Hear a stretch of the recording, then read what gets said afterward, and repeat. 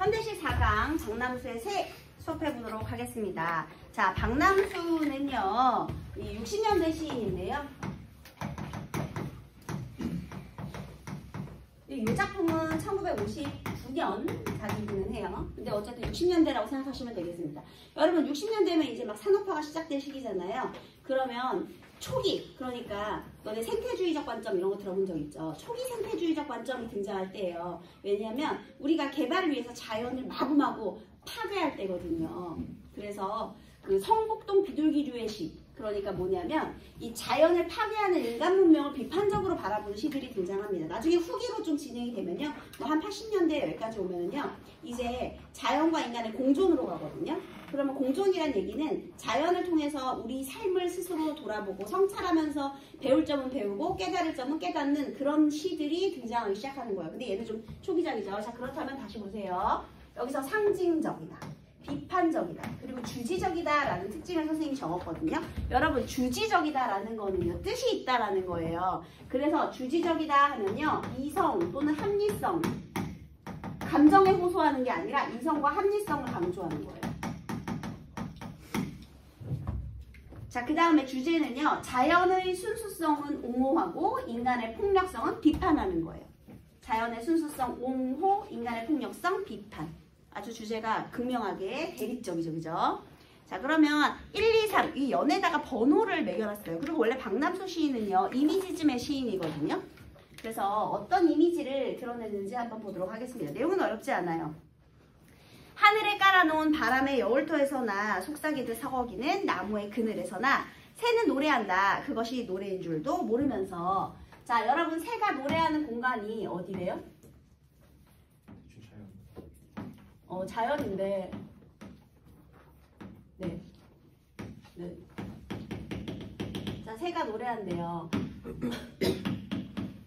자, 새는 바람의 여울터나 나무의 그늘에서 지금. 바람의 여울터. 여울터가 뭐니? 바람이 머무는 곳, 바람이 지나가는 곳, 그리고 시원한 나무의 그늘. 여기는 도시 문명의 공간이 아니라 어떤 공간이죠? 얘가 노래할 수 있는 공간이니까 평화로운 자연의 공간이 되겠죠? 자, 지금 새가 노래하는 모습을 이렇게 드러냈어요. 그 다음에요, 새는 하고 노래한다 해서 행간걸침이 나왔죠. 그러면 이걸 강조하기 위한 행간걸침이 있고요. 그것이 노래인 줄도 모르면서 노래를 한대요. 이거 무슨 법이죠? 도치법이지. 새는 그것이 노래인 줄도 모르면서 노래한다. 원래 이렇게 해야 되잖아요. 그래서 행간걸침, 특히 도치를 통해서요, 이 노래하는 것을 강조해요. 자, 그러면 노래인 줄 모르면서 한다? 그러면 이거 의도된 거니? 아니죠. 그래서 이 새는요, 굉장히 순수한 존재예요. 근데 이 순수한 게 의도되지 않은, 그러니까 인위적이지 않다라는 거죠. 새는 또 그것이 사랑인 줄도 모르면서 두 놈이 부리를 서로의 쪽지에 파묻고 다스한 체온을 나눠 가진다. 자, 새는요, 또 체온을 나눠요. 자, 그런데요, 여기서 그것이 사랑인 줄도 모르면서, 그러니까 뭐가 없는 거죠? 가식이 없는 거죠. 그쵸? 꾸미지 않은 그런 순수한 존재로서의 이 새의 모습을요, 얘기를 하는데요. 여러분, 여기서 사랑, 순수, 이거는 눈에 안 보이는 감정이잖아요. 근데 노래를 부르고 체온을 부리에 이렇게 부비면서 체온을 나눠가지고 하는 것들은 행동으로 이제 눈에 보이는 거잖아요. 그래서 이런 것들을 지금 형상화한 거예요. 새의 이런 순수한, 지금 1년에서는 뭘 한 거냐면 새의 이런 순수한 모습의 형상화, 이미지죠, 이미지. 왜냐하면 박람수 시인이 이미지즘적인 특징을 드러내기 때문에 이미지를 강조하는 시인으로서의 특징이 딱 나온 거예요.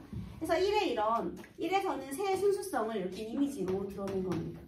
부리를 이렇게 부벼가지고.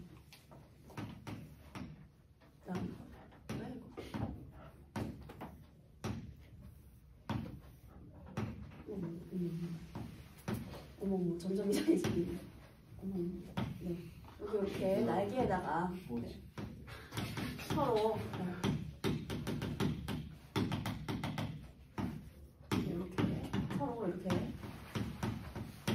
교감을 하는 그런 모습이 있었네요. 자, 그 다음에 이제 이형 한번 볼게요. 새는 울어 뜻을 만들지 않고,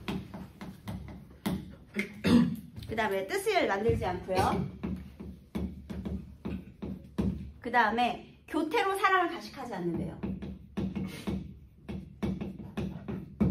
자, 여기 보세요. 이번에는요, 그냥 설명을 했죠. 이게 주지적이다라는 거예요, 여러분. 그 다음에 종결어미 한번 볼래요? 계속 여기 설명을 하는데 종결어미를 여기서 현재 시제 어미를 써서 니은다를 반복하죠. 그죠? 그러면 여기서 얘를 반복하면서요, 뭔가 주지주의적인 특징을 드러내고 감정을 배제시켜요. 물론 당연히 운율을 형성하지만요. 그래서 그게 바로 이 첫 번째 특징이 되겠습니다. 감정이 배제되어 있다. 뜻을 만들지 않고 설명만 하잖아요.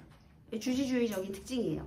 그 다음에 여기서 뜻이라든지 그 다음에 교태라든지 이런 것들은 전부 다 인위적인 것, 가식적인 것.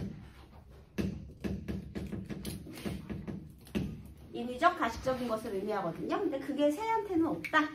가식하지 않는다. 이렇게 단정적으로 말을 했죠. 그 다음 세 번째, 포수가 등장합니다. 이번에. 포수는 한 덩이 나무로 그 순수를 겨냥하지만, 그래서 여기서 얘가 이제 그 총으로 쟤네들을 겨냥을 해요. 네, 총으로 쟤를 겨냥을 하죠. 포수가요.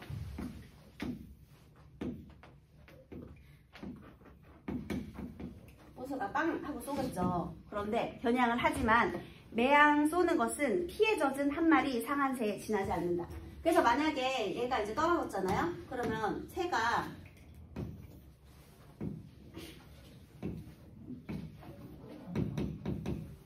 이게 새라고 해볼게요. 박쥐 아니에요. 새예요. 자, 여기 피에 젖은 한 마리 상한 새.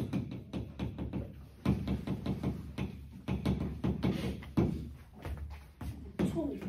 그 다음에 납. 자, 여기서요. 얘가 그 포수가 한 덩이 납으로요. 얘를 겨냥을 했어요. 뭘 겨냥해? 순수를 겨냥을 했어요.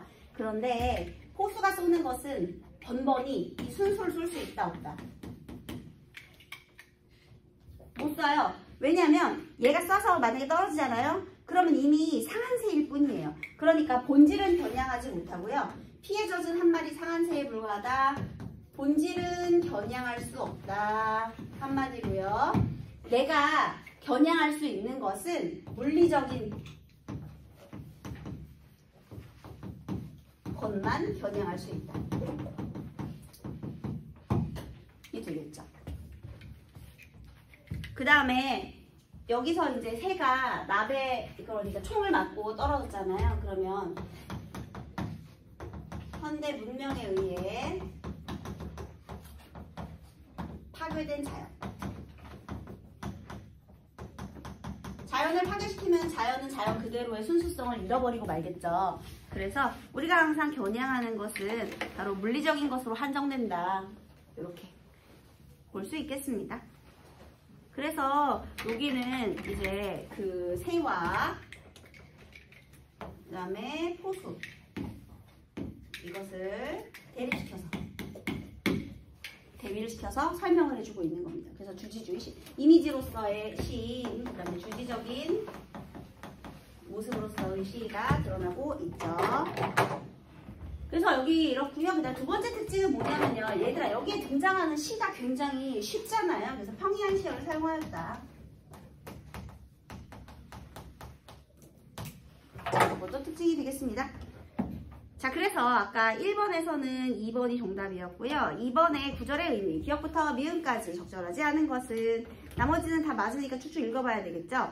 그런데 우리 4번 리을의 노래는 자유를 억압하는 외부 세계에 저항하려는 새의 강한 의지 아니죠? 그냥 새의 순수함을 강조하는 소재일 뿐이에요.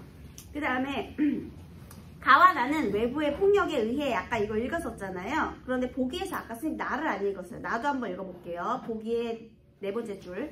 나에서는 순수성을 지닌 자연물이 죽음을 당하는 모습을 통해 인위적이지 않은 순수한 존재를 파괴하는 인간 문명의 폭력성을 비판하고자 하였다. 특히 자연물이 강하고 포악한 존재에 의해 물리적으로 죽음을 맞이하지만 그들이 지닌 순수의 가치는 말살되지 않으리라는 점이 강조되고 있다. 이렇게 되네요. 그래서 새는요, 순수한 존재고요.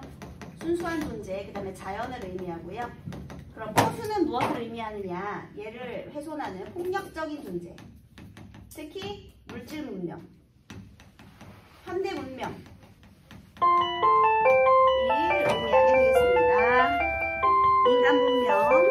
그래서 틀린 것은 4번이 되겠네요. 뜻을 만들지 않고 사랑을 가식하지 않는다는 것은 순수한 존재를 파괴하는 인간 문명의 폭력성을 비판하면서도 순응할 수밖에 없다? 아니죠. 그냥 비판만 하고 있습니다.